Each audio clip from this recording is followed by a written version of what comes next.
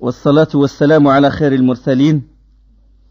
حديث 56 حديث السادس والخمسون عن صفوان بن عسال رضي الله تعالى عنه قال: كان النبي صلى الله عليه وسلم يأمرنا إذا كنا سفرا ألا ننزع خفافنا 3 أيام ولياليهن إلا من جنابة ولكن من غائط وبول ونوم. أخرجه النسائي والترمذي واللفظ له وابن خزيمة وصححاه. On rapporte de Safwan ibn Assal qui disait: le prophète sallallahu alayhi wa sallam nous recommandait de ne pas enlever nos chaussures lorsque nous étions en voyage, et ce pendant 3 jours et 3 nuits, sauf en cas de grande souillure, mais on n'avait pas à les enlever en cas de sel, de défécation, d'urine ou de sommeil. Hadith, il est rapporté par Tirmidhi et par Nasa'i. Et le texte appartient à Tirmidhi. D'accord. Il est également rapporté par Ibn Majah, en dehors de ce qu'a évoqué Al-Hafiz ibn Hajar al-Asqalani. Ibn Majah aussi l'a rapporté. Et tous les collecteurs de hadith l'ont rapporté selon une chaîne, selon Isnad, selon Asim ibn Abi Nujud. Et qui dit Asim ibn Abi Nujud, c'est l'un des récitateurs. Parce que Riwayat Hafs, le Coran comme on le récite, selon Hafs, selon Asim, selon un autre tabi'i, selon Zayd ibn Thabit, et selon Uthman et Ali ibn Abi Talib. D'accord? Donc, ce grand tabi'i, Asim ibn Abi Nujud, selon Zir ibn Hubaysh. Le hadith, il est plus long que ce qu'a marqué l'auteur, rahimahullah. Il est comme suit. Zir ibn Abi Hubaysh, c'est un tabi'i, il n'a pas vécu avec le prophète sallallahu alayhi wa sallam, il a vécu l'époque des compagnons. Il a dit: je me rendis chez Safwan ibn Assal pour l'interroger sur la friction des chaussures. Il me dit: qu'est-ce qui t'a fait venir au Zir? Et je dis: c'est la recherche de la science, du savoir. Il dit: les anges baissent leurs ailes à celui qui cherche devant celui qui se consacre à la recherche de la science. Et Zir ibn Hubaysh a dit: il y a en mon cœur un certain gêne ou doute vis-à-vis de la friction des chaussures après la défécation et l'urine. Et tu es l'un des compagnons du prophète sallallahu alayhi wa sallam. Je suis donc venu te demander si tu l'as entendu dire quelque chose à ce sujet. Et Safwan ibn Assal répondit: oui. Il nous disait qu'on n'est pas obligé d'enlever nos chaussures lorsque nous sommes en voyage, et ce pendant 3 jours et 3 nuits, sauf en cas de janaba, de grande souillure. Lorsqu'on se lave carrément le corps, on enlève les chaussures. Et on n'avait pas à les enlever en cas de défécation, de l'urine ou du sommeil. Et Zir a dit, je dis: l'as-tu entendu dire quelque chose au sujet de ce que l'on aime? Il dit: oui, nous étions avec le messager d'Allah sallallahu alayhi wa sallam dans un voyage. Alors que nous étions auprès de lui, voilà qu'un bédouin l'appela d'une voix forte: oh Muhammad! Le messager d'Allah lui répondit sur le même temps: me voici. Ha Omo. Et Safwan ibn Assal rapporte, il dit: je dis au bédouin: malheur à toi, baisse un peu ta voix car tu es devant le prophète sallallahu alayhi wa sallam. Agir ainsi nous a été interdit. Et le bédouin, il a répondu, il dit: par Allah, je ne baisserai pas ma voix. Puis il ajouta: l'homme aime certains gens, mais ne peut pas atteindre leur niveau pour être avec eux au paradis. L'homme ne peut pas être avec eux alors qu'il les aime. Qu'est-ce que tu en penses, envoyé d'Allah? Et le prophète sallallahu alayhi wa sallam lui répondit: au jour de la résurrection, l'homme est avec ceux qu'il a aimés. L'homme, al-mar'u ma'a man ahabba yawm al-qiyamah. Au jour de la résurrection, l'homme sera avec ceux qu'il a aimés. S'il a aimé des gens pieux, il sera avec eux, incha'Allah, le vrai amour pour Allah. S'il est avec des malades du cœur ou avec des égarés, soit des kuffars ou des égareurs, ou des gens qui mangent la chair de leurs frères, il sera avec eux le jour de la résurrection. Et le prophète sallallahu alayhi wa sallam, bon, il a répondu comme ça, puis sallallahu alayhi wa sallam, il ne cessa de leur parler jusqu'à ce qu'il cita une porte qui s'ouvrirait de l'Occident et dont la largeur équivaudrait au parcours du cavalier durant 40 ou 70 ans. C'était la porte du repentir. Il leur a parlé de Tawbah. Vous avez trouvé ça dans Riyad Salihin, sur le chapitre du repentir, de Tawbah. Tirmidhi, il a dit que c'est un hadith authentique, hadith hasan sahih. L'imam al-Khattabi, il a dit sa chaîne est bonne, sanad sahih. Ibn Khuzayma l'a qualifié d'authentique. Al-Bukhari, l'imam, son élève, imam Tirmidhi, il a dit que le Bukhari a qualifié ce hadith de Hassan. Ça c'est bon. Et l'imam Nawawi, il a dit Asanid Sahiha, ces chaînes sont authentiques. Dans ce hadith, il y a le temps qu'il faut respecter, le délai, le temps de la friction. D'accord. Il y a deux avis à propos du délai maintenant. Le premier avis, c'est l'avis de Omar, Ibn Omar, Uqba ibn Amir, Al-Hassan al-Basri. C'est une des 7 versions de l'imam Malik. Et l'avis aussi de Layth ibn Sa'd, un des grands savants. Ils ont dit qu'il n'y a pas de délai pour la friction des chaussures, pour Masah al-Khufay. Et ils ont dit que le fidèle peut procéder à la friction des chaussures le temps qu'il veut, jusqu'à ce qu'il enlève ses chaussures, ou en cas de janaba. Il n'y a pas de délai à respecter. Et leurs arguments sont les suivants. Le premier, c'est que Ubay ibn Imara a dit au messager d'Allah, puis-je procéder par la friction des chaussures? Il répondit, oui. Et Ubay demanda au prophète sallallahu alayhi wa sallam, il dit, est-ce pendant un jour? Le prophète sallallahu alayhi wa sallam répondit, oui. Est-ce pendant 2 jours? Le prophète sallallahu alayhi wa sallam répondit, oui. Est-ce pour 3 jours? Et le prophète sallallahu alayhi wa sallam répondit, oui, et tant que tu veux. On va parler de ce hadith-là. Et dans certaines versions, il a dit, il est remonté jusqu'à 7 fois. Ça veut dire 7 fois, il disait le prophète sallallahu alayhi wa sallam, 3 jours, et 4 jours, et 5 jours, jusqu'à 7 jours. Et le prophète sallallahu alayhi wa sallam lui dit toujours oui. C'est un hadith rapporté par Abu Daoud. Mais ce hadith est faible. On va en parler, Inch'Allah. On va parler bientôt. Et ce hadith, il est faible. Mais supposons que ce hadith est authentique. Supposons qu'il est authentique, il ne prouve en aucun cas qu'on n'est pas obligé d'enlever nos chaussures pendant un délai de 24 heures. D'accord? Ce n'est pas une preuve claire qui dit qu'on ne doit pas respecter le délai. C'est juste qu'il est autorisé de passer les mains par-dessus les chaussures, même 7 jours, même 8 jours, même une année, même toute sa vie. Toute sa vie, il est autorisé de passer les mains par-dessus les chaussures. D'accord? Ce n'est pas une preuve comme quoi il faut respecter le délai. D'accord? Ça pour ceux qui ont répondu à ce délai-là. D'accord? Donc, c'est pas une preuve qu'il faut pas respecter. C'est pas une preuve qu'il faut pas respecter le délai. Ça veut dire qu'on a le droit d'essuyer toute sa vie et en même temps on respecte. Ça fait là, j'aurais fait ce que j'ai dit tout à l'heure. Je me suis trompé. Ce hadith-là, ce n'est pas une preuve qu'il ne faut pas respecter le délai. D'accord? Ubay ibn Imara, il a dit, est-ce que c'est autorisé que je passe les mains par-dessus les chaussures? Le prophète m'a dit oui. Il a dit pour un jour, il a dit oui. 2 jours, oui. 3 jours, oui. 7 jours, oui. Et même toute sa vie, toute la vie, il est autorisé qu'on passe les mains par-dessus les chaussures. Mais ce n'est pas une preuve claire qu'il ne faut pas respecter le délai de 24 heures pour le résident et de 72 heures pour le voyageur. J'espère que vous avez un peu compris malgré je me suis mal exprimé.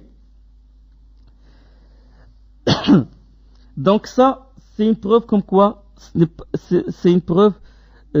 pas une preuve claire qu'il ne faut pas respecter le délai. Pour ceux qui disent Omar ibn Omar, Uqba ibn Amir, Hassan al-Basri disent qu'il ne faut pas respecter le délai. Et les savants qui sont venus après se sont basés sur ce hadith-là. D'accord. C'est comme le prophète sallallahu alayhi wa sallam où il dit que le sol est un moyen de purification pour le musulman croyant, même s'il ne trouve pas l'eau pour 10 ans. Le hadith qui est rapporté par le Bazzar et par Tirmidhi, c'est un hadith authentique, où le prophète sallallahu alayhi wa sallam a dit que le sol est un moyen de purification pour le musulman, même s'il ne trouve pas d'eau pendant 10 ans. D'accord? Mais ça ne veut pas dire qu'il va faire une fois le tayammum et il peut prier tant qu'il veut. Les 10 années qu'il veut, il peut prier. D'accord? Vous avez un peu touché le... Il est autorisé de faire le mash pendant toute sa vie. Mais ce n'est pas, dans le hadith, on a déduit qu'Obey, quand il a dit au prophète sallallahu alayhi wa sallam, est-ce que j'ai le droit de passer les mains par-dessus les chaussures? Il a dit oui. Pour une journée, 2 journées, 3 journées, pour 7 jours, et même pour toute la vie, c'est autorisé. Mais ce n'est pas une preuve qu'il ne faut pas respecter le délai. De même, pour le hadith qui est rapporté par le Bazzar et par Tirmidhi, où le prophète sallallahu alayhi wa sallam a dit que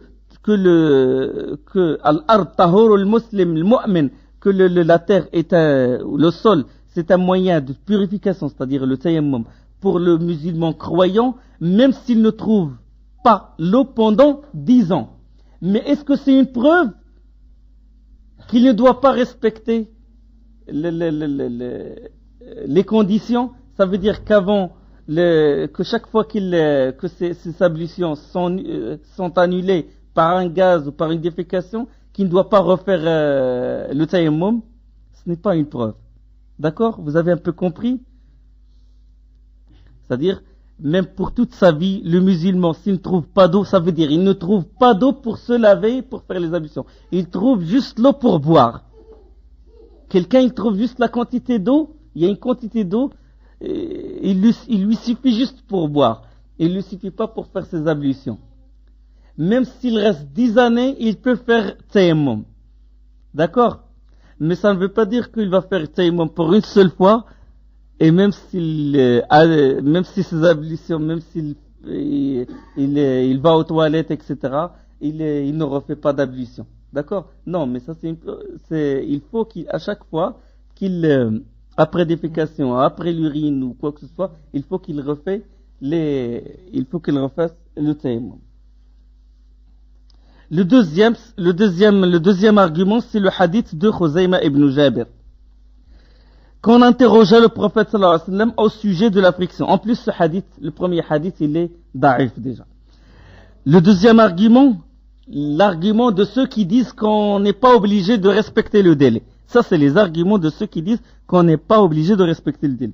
Ils se basent sur l'argument suivant. Ils disent, il y a hadith de Khuzayma ibn Jabir, qu'on interrogea le prophète sallallahu alayhi wa sallam au sujet de la friction des chaussures. Il répondit 1 jour et 1 nuit pour le résident et 3 pour le voyageur. Et le compagnon ajouta, si nous lui avions demandé de prolonger ces délais, il l'aurait fait. Mais ça, c'est l'avis d'un compagnon. Dans ce hadith-là, le prophète sallallahu alayhi wa sallam, il a dit 1 journée pour le résident et 3 jours et avec 3 nuits pour le voyageur, qu'il est autorisé de faire d'essuyer. Et le rapporteur, le compagnon a dit, si nous avions demandé au prophète sallallahu alayhi wa sallam davantage, il nous l'aurait accordé. D'accord? Mais ça, c'est un avis, c'est une phrase ajoutée par le compagnon, non pas l'avis, et non pas la parole du prophète sallallahu alayhi wa sallam. D'accord? C'est un hadith rapporté par Abu Daoud, Ibn Majah, Ibn Hibban et Tirmidhi. Mais beaucoup de rapporteurs, ils n'ont pas évoqué la phrase qui a été ajoutée déjà. Et on répond que ce hadith est aussi faible. Ceci d'une part. D'autre part, ce que pense un compagnon n'est pas une preuve. Ce que pense un compagnon n'est pas un argument, n'est pas une preuve de législation. D'accord? Le problème, c'est ce qu'il dit. Ce qu'il dit, c'est une preuve s'il ne contredit pas la parole du prophète sallallahu alayhi wa sallam, il ne contredit pas les autres compagnons. D'autres savants, ils ont dit que la parole des 4 califes est une preuve. La parole des 2 califes, Abu Bakr ou Omar, c'est une preuve. En dehors des autres compagnons. Quand Omar ibn Khattab dit une parole, c'est une source de législation, c'est un argument solide, parce que le prophète sallallahu alayhi wa sallam a dit, iqtadou billadhaini min ba'di, prenez comme guide prenez comme guide ces deux-là qui vont être après moi. Et il a désigné Abu Bakr et Omar. Cheikh Al-Uthaymin l'a dit, la parole de Abu Bakr et de Omar, c'est un argument solide. Et même l'autre hadith, Iyuti'u Abu Bakr wa Omar, yarshudu, s'ils suivent Abu Bakr, s'ils obéissent à Abu Bakr et Omar, ils seraient bien guidés. D'accord? Et c'est à partir de ces preuves-là que Cheikh Al-Uthaymin l'a dit, la parole de Abu Bakr et de Omar est un argument solide. Maintenant, ça c'est ce que pense un compagnon. C'est même pas ce qu'il a dit, mais ce que pense. Il dit, si nous avions dit au prophète sallam d'ajouter, il nous aurait accordé ceci. D'accord. Et pourtant, le prophète sallam a dit une journée pour le résident, 3 jours pour le voyageur. Donc ça, c'est pas une preuve solide qu'il ne faut pas respecter les délais. D'accord. Le troisième dalil. Uqba ibn Amir, il a fait le voyage du Sham à Médine. Il a fait le départ le vendredi et il est arrivé le vendredi d'après. Une semaine, il a fait le trajet. Une semaine de Damas jusqu'à Médine. Et durant toute cette période, il essuyait. Durant toute cette période-là, il n'a pas lavé ses pieds. Il essuyait juste. Et quand il arriva, c'était Omar ibn Khattab qui est le calife. Ça, c'était la prise du Sham. Quand les musulmans ont conquis le Sham, ils ont pris le Sham des mains des Romains. Après la prise de Sham, Uqba ibn Amir, il est revenu voir le calife, Omar ibn Khattab, qui se trouvait à Médine. Et Omar lui dit, depuis quand tu passais les mains sur les chaussures? Il a dit, depuis le vendredi dernier. Il a dit, tu as bien fait, répondit Omar ibn Khattab. Et ce texte, il est rapporté par le Hakim. Et le Hakim a dit que ce texte est qualifié d'authentique. Et il est rapporté également par Daraqutni. Il a dit que son isnad, sa chaîne de rapporteurs, est authentique. Et Ibn Taymiyyah a dit ce texte est sahih, il est authentique. Et là, il s'agit bien sûr de l'avis de compagnons. Maintenant, le deuxième avis. On va revenir sur ça, Inch'Allah. Le deuxième avis, c'est que la friction des chaussures se fait dans un délai de 24 heures pour le résident et de 72 heures pour le voyageur. Et je dis bien heures, et non pas le nombre de prières. 5 prières ou 15 prières, il ne faut pas, le délai, il suit les heures. Pour ne pas se tromper. Et ça, c'est l'avis de beaucoup de compagnons, à savoir Hudayfa ibn al-Yaman, à savoir al-Mughira ibn Shu'ba, Safwan ibn Assal, à savoir beaucoup d'autres compagnons. Et Omar aussi, comme le prouvent d'autres textes, qu'il a respecté les délais, et nombreux autres savants, comme Abu Hanifa, Thawri, Ishaq ibn Rahuya, Shafi'i, l'imam Ahmad, l'imam Awza'i, Ibn Jarir Tabari, parce qu'Ibn Jarir Tabari avait un madhab à lui aussi, à lui seul. Le grand exégète, c'est Tafsir Tabari que vous connaissez. Et leurs arguments sont clairs. Le hadith de Safwan ibn Assal, hadith numéro 56, clair, qu'il faut obéir au délai. Le hadith de Ali, il a dit, le prophète sallallahu alayhi wa sallam a autorisé aux voyageurs de procéder à la friction des chaussures pendant 3 jours et 3 nuits, et 1 jour et 1 nuit pour le résident. Et le hadith, il est rapporté par Muslim, authentique. Il y a le hadith aussi de Abi Bakra, rapporté par Daraqutni, ça on va en parler, hadith numéro 60. Donc ils ont des arguments solides qu'il faut respecter le délai, et c'est cet avis-là est fort. Mais attention, il y a un troisième avis maintenant. La friction des chaussures obéit au délai fixé, mais si le fidèle est dans une situation où il ne peut pas enlever ses chaussures, ou s'il les enlève, il va laisser échapper une obligation, salat al-jama'a ou quoi que ce soit, dans ce cas, la friction des chaussures, il peut la faire. Il peut juste faire le mash, même s'il dépasse le délai. Dans certains cas, il peut, même s'il dépasse le délai, toujours procéder à la friction des chaussures. Donc, à la base, il obéit au délai, mais dans des cas bien précis, il peut ne pas obéir à ces délais-là. D'accord? Et Uqba ibn Amir, quand il a fait ça, durant toute la semaine, il essuyait. Pourquoi? Parce que Rakib al-Barid, il a pris le cheval de poste. c'est que les combattants, ils sont rentrés dans Damas, ils ont conquis les Romains, et Omar, il avait impatiemment les nouvelles. Et donc, Uqba ibn Amir, il a fait le trajet en 7 jours, de Cham jusqu'à Médine. Donc, il n'avait même pas le temps de laver ses pieds, d'enlever les chaussures et de chercher l'eau, etc. Donc, il s'est contenté d'essuyer. Parce qu'il a monté le cheval de poste. Il fait des pauses, mais vraiment très espacées. Il faut qu'il arrive le plus tôt possible à Médine. Donc, il s'est contenté juste d'essuyer. Et Ibn Taymiyyah, il a adopté cet avis-là. Et Ibn Taymiyyah lui-même, il a monté ce cheval de poste dont il en parle de toute façon dans les fatawa. Les circonstances l'ont poussé à prendre le cheval d'une ville à une autre pour ramener soit une bonne nouvelle, soit une mauvaise nouvelle, Allahu a'lam. Mais il était très pressé et dans le trajet, ça lui est tombé dans la tête le hadith de Uqba ibn Amir. Dans le trajet, il a dit, c'est dans le volume numéro 21, Majmou' al-Fatawa. Il dit, lorsque j'ai pris le cheval de poste pour transmettre un message, j'ai pensé fort probable que dans mon cas, il n'est pas obligatoire de respecter les délais dans la friction des chaussures. Et je me suis basé sur le texte Athar de Uqba ibn Amir, où Uqba ibn Amir a fait le voyage de Damas à Médine pour leur annoncer la bonne nouvelle de l'ouverture de Damas par les musulmans. Et il monta sur le cheval de poste, comme je l'ai fait, et il fit le trajet en 7 jours, durant lesquels il procédait à la friction des chaussures, et Omar a approuvé ce que Uqba a fait. Donc ça, c'est pour réunir les textes. Pourquoi Omar il a dit à Uqba, tu as bien fait, c'est que parce que c'était dans un cas de force majeure, et il faut qu'il fasse vite. Il n'a pas le temps d'enlever les chaussures et de laver ses pieds à chaque fois. Et donc, ça c'est pour réunir les textes. Et c'est aussi la deuxième réponse à ceux du premier avis. C'est une réponse à ceux qui adoptent le premier avis, ça veut dire ceux qui disent qu'il ne faut carrément pas respecter les délais. D'accord?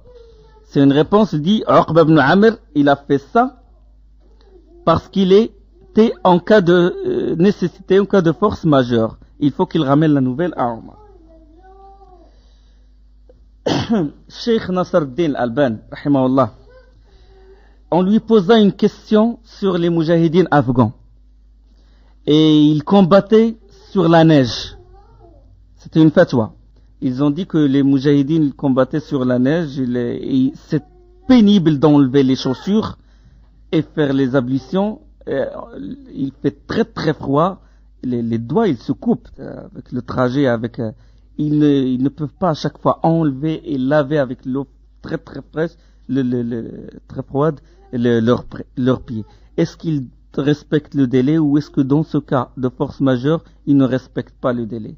Et Cheikh Rahimahullah, il dit ils n'ont pas respecté le délai parce qu'ils sont dans un état de jihad et il les a dispensés d'enlever à chaque fois après 3 jours quand ils sont en voyage, quand ils préparent des embuscades ou dans les trajets, à chaque fois il enlève. Il a dit non, ils ne respectent pas ce délai-là. Maintenant, il y a une question qui se pose. Qu'est-ce qui est mieux? Est-ce la friction ou le lavage des pieds? Qu'est-ce qui est mieux pour la personne? Jumhur l'ulama, la foule des savants, Imam Malik, Abu Hanifa, l'imam Shafi'i, ils ont dit qu'il est mieux de laver les pieds.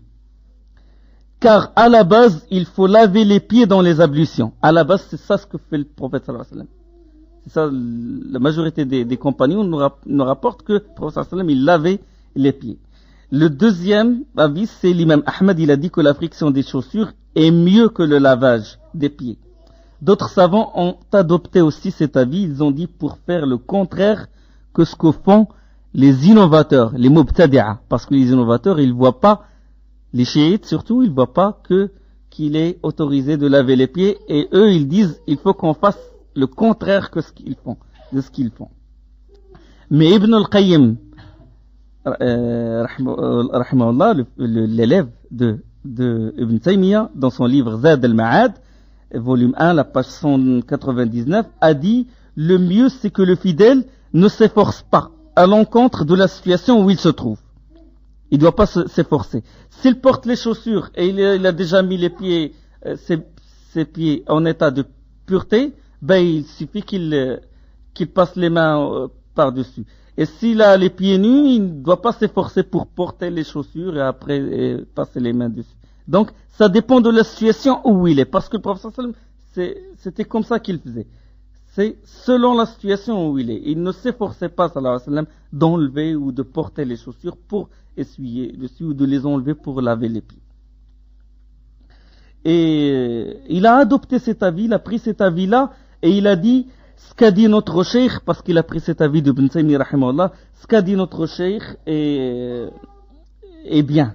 Ça veut dire, et l'imam Shanqiti aussi, il a choisi cette opinion-là.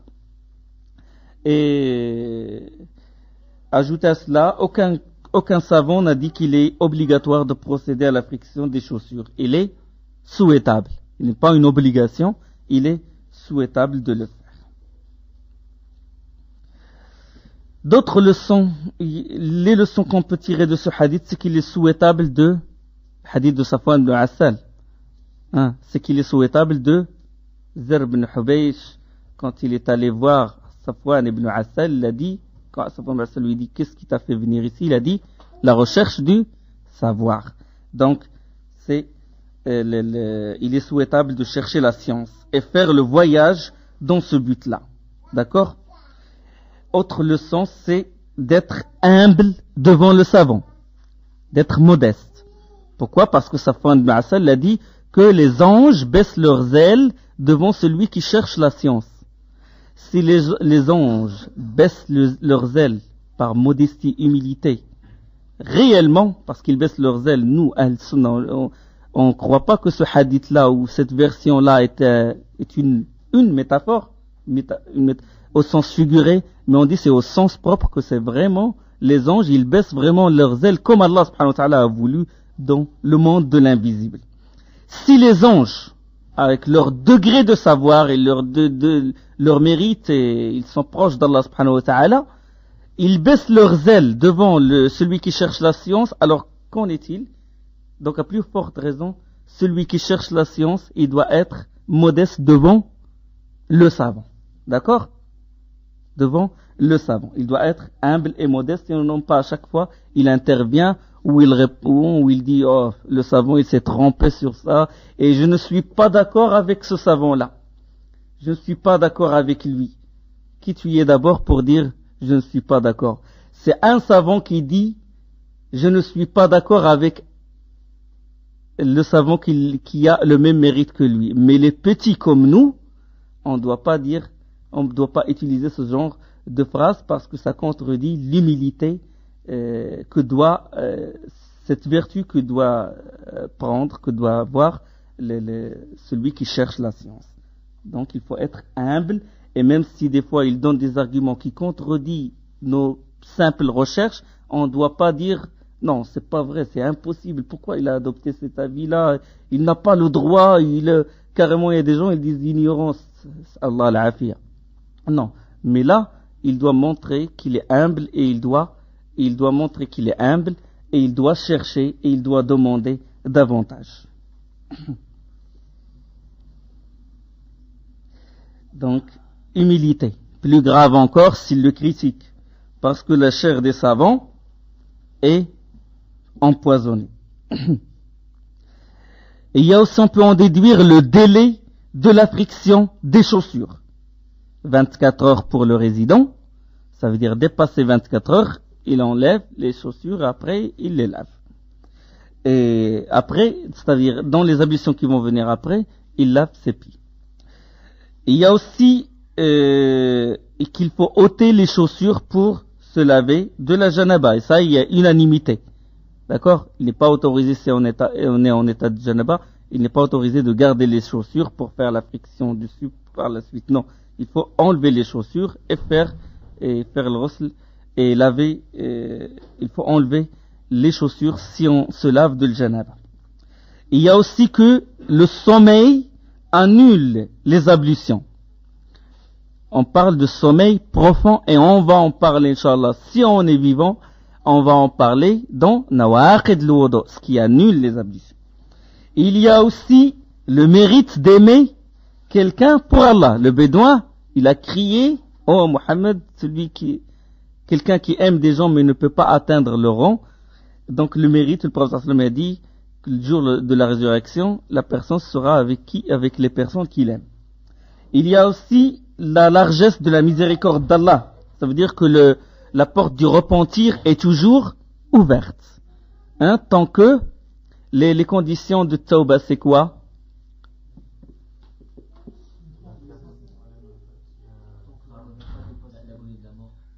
Les conditions, première condition, allez. D'accord, acte du cœur, regretter. Arrêter immédiatement. Ne plus revenir. Ne plus revenir, la personne peut revenir. Là, vous allez être dur envers les gens. Décider. Il faut obéir ce terme-là. Ya'zim ala adam ar-ruja. Ya'zim. Décider de ne plus revenir. 3 conditions.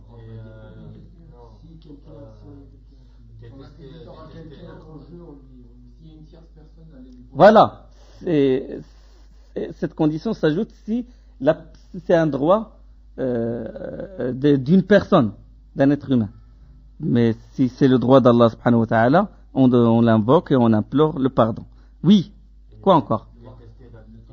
Oui, ça c'est le regret. Barakallahu fik. Il faut qu'il soit dans le temps d'acceptation. C'est-à-dire, avant que l'âme ne quitte le corps, le gharghara. C'est ce qu'on appelle le gharghara. Et avant que le soleil ne se lève de l'Occident. Là, ça donne les conditions de tawbah. Et il y a aussi que la miséricorde du prophète sallallahu alayhi wa sallam. Quand le bédouin a dit oh Mohammed, le prophète sallallahu alayhi wa sallam, il a répondu ha umu. Pourquoi?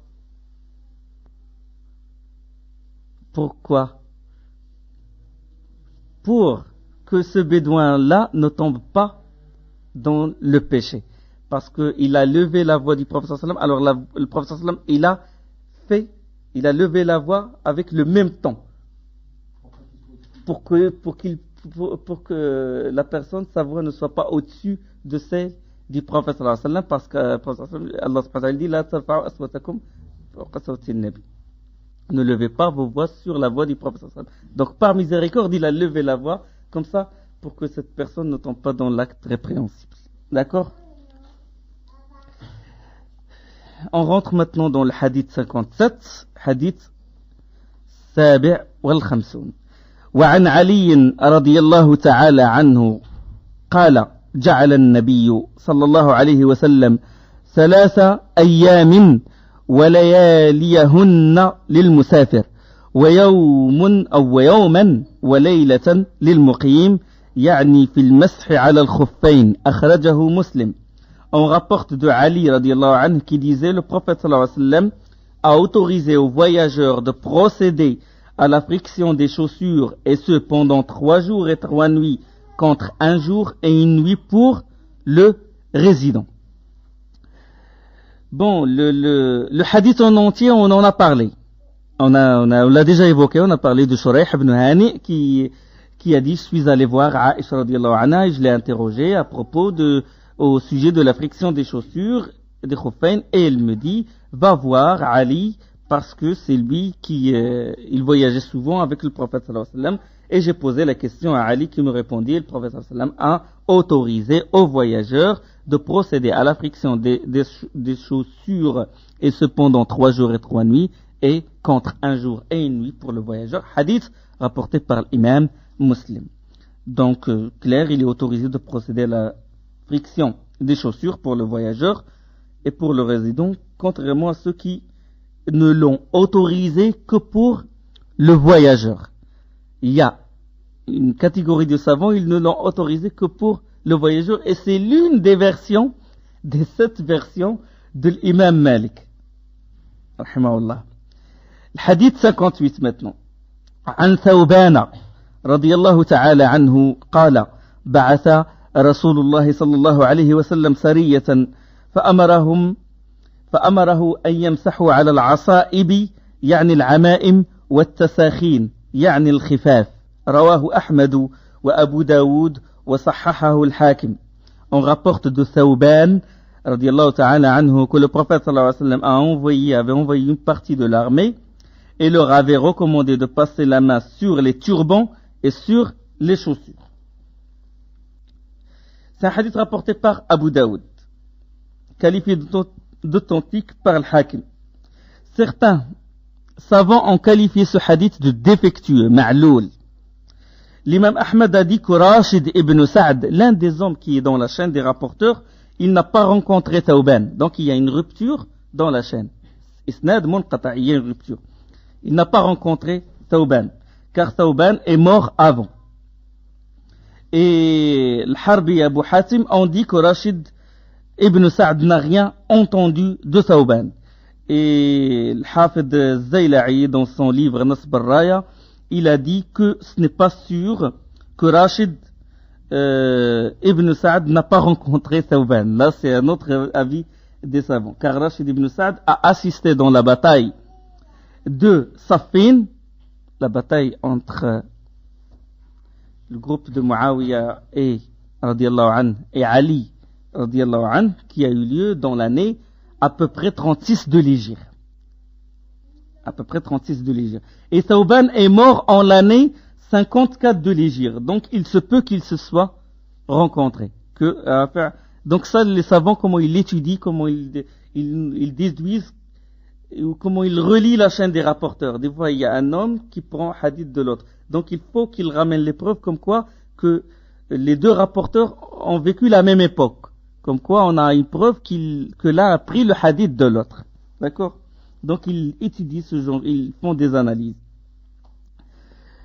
Mais, puisque Al-Harbi et Abu Hatim ont dit que Rashid n'a rien entendu de Thawban, ils ont dit carrément n'a rien entendu, donc le hadith est fort probablement faible.